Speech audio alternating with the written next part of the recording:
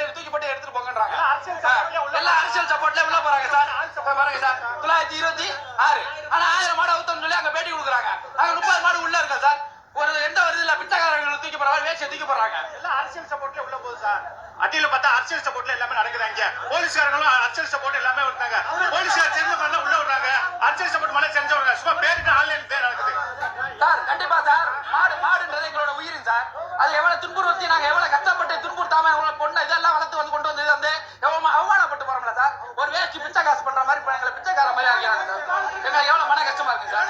இது அவுக்கல 11 டோக்கன் இது காலையில இருந்து நிக்கிறோம் சார். கால் கடிக்க நாங்க திருச்சியில இருந்து வரோம் சார். திருச்சியில இருந்து வரோம் சார். நான் 1000 மாடு அவுக்கவே கிடையாது சார். 1000 மாடு அவுக்கல. அதெல்லாம் அவுக்கல சார். ஃபுல்லா போலீஸ் பாதுகாப்பே இல்ல சார். பின்னாடி எங்களுக்கு பிரைஸே தேவையில்ல. பிச்சைக்கார தூக்கி போறாங்க சார். வேஸ்டி கொடுக்குற தூக்கி போறாங்க சார். அது எங்களுக்கு தேவை கிடையாது சார். இல்லன்னா இவங்க இது மாதிரி சொல்றது 1000 பேர் என்னன்னா சொல்லிட்டு போவாங்க சார். இதெல்லாம் முழுக்க அரசியல் தான் சார். அவ்வளவு எங்க மாடு பேர் அப்பு. இதுல வந்து பூராமே அந்த சல்லிட்டு பூராமே அரசியல் மாதிரி ஆகி போச்சுங்கய்யா. 732 டோக்கன் அடிச்சு கூட மாட்டை நல்லா அடைக்க முடியல. சரிங்களா? ஒரு மாட்டுக்கு குறைஞ்சது ஒரு நாளைக்கு 500 ரூபாய் இல்லாம மாட்டை வளர்க்க முடியாது. ஒரு கட்டி தீவனம் எவ்வளவு சார் ஆச்சு?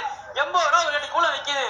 தீவனம் ஒரு வாங்க போனோம் காலைல 2 கிலோ 3 கிலோ 40 ரூபா 80 ரூபான்னு வித்துக்கிட்டு அவ்வளவு வாங்கி நம்ம பிள்ளை மாதிரி வச்சு பாத்துக்கிட்டு இருக்கோம். நாங்க பரிசுக்காண்டி இன்னைக்கும் சரி என்னைக்கு மாட்டினாங்க அவங்க பரிசுக்காண்டி மாட்ட மான மரியாதைக்காண்டி ஊர் பேருக்காண்டி தான் மாட்டை நாங்க அவுத்து கொண்டு வரோம். எங்க மாடு இன்னைக்கு அவுக்காம நேத்து சரி மாடு சார் இங்க பாருங்க மாடு கண்ணீர் வடிக்குது. மாடு என் மாடு கண்ணீரோட நான் கொண்டு போறேன். பாத்தீங்களா?